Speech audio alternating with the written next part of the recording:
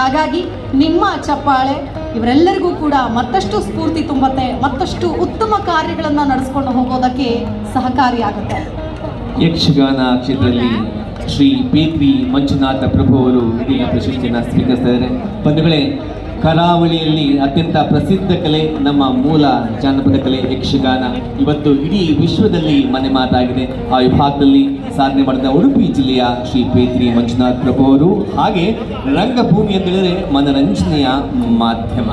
ರಂಗಭೂಮಿಯಲ್ಲಿ ಸಾಧನೆ ಮಾಡಿದಂತಹ ಸಾಧಕರು ಶ್ರೀ ಲಕ್ಷಯ್ಯ, ಶ್ರೀ ರಾಜು ಮಳವಳ್ಳಿ, ಶ್ರೀ MP ರಾಜಣ್ಣ ಪ್ರಶಸ್ತಿಯನ್ನು ಸ್ವೀಕರಿಸ್ತಾ ಇದ್ದಾರೆ.